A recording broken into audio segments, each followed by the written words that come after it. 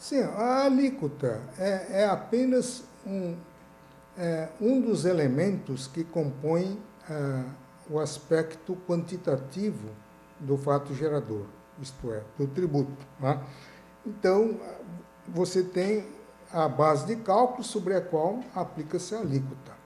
Agora, reduzir a alíquota e expandir a base de cálculo não vai resolver nada. Não é?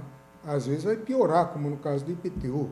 Você coloca uma alíquota de 1% contra 1,5% do comercial e do terreno, mas a base de cálculo sofre uma elevação tão grande e uma distorção nos fatores de acréscimo e desconto, que, na verdade, seria preferível manter a alíquota de 1,5% igual para todos os bens imóveis, construídos ou não construídos. Né?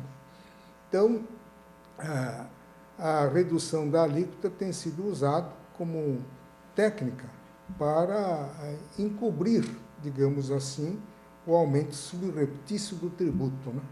Então, se diz que está reduzindo, só que está reduzindo nominalmente a alíquota, mas pode estar mexendo na base de cálculo, né? E que acaba aumentando.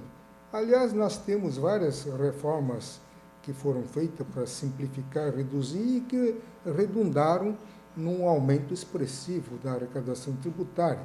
Por exemplo, COFINS não cumulativo veio sobre aquele discurso de que a tributação em cascata, né, como no antigo IVC, é uma tributação odiosa porque vai gerando um ciclo vicioso, incide sobre si próprio, etc. Tal. Então, nós vamos fazer uma tributação não cumulativa. Né? Só que fizeram de tal forma, com normas tão nebulosas, que logo no primeiro mês a União bateu o recorde de arrecadação de PIS/COFINS. Né? Então, não bate com aquele discurso que veio para simplificar, para reduzir a carga. Né?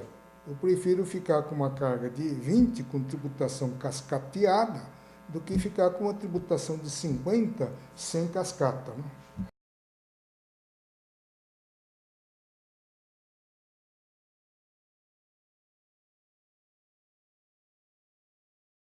Falou-se muito em transformar o ICMS num IVA, né?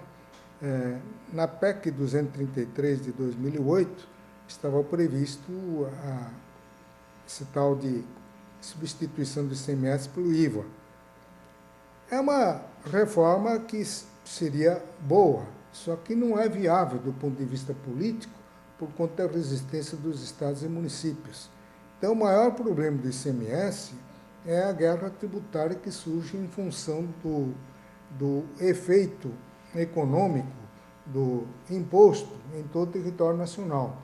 À medida que você pode compensar o imposto que foi pago em outro estado, então gera esse efeito no âmbito nacional. Então, a solução seria federalizar, como estava sendo ensaiado na PEC 233, mas acabou ficando também um ICMS estadual por conta da resistência dos estados.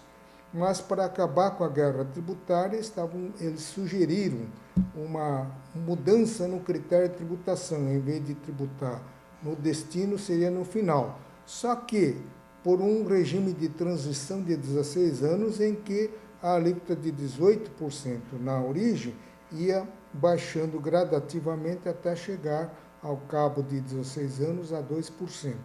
Tudo isso é besteira, né? Isso é besteira.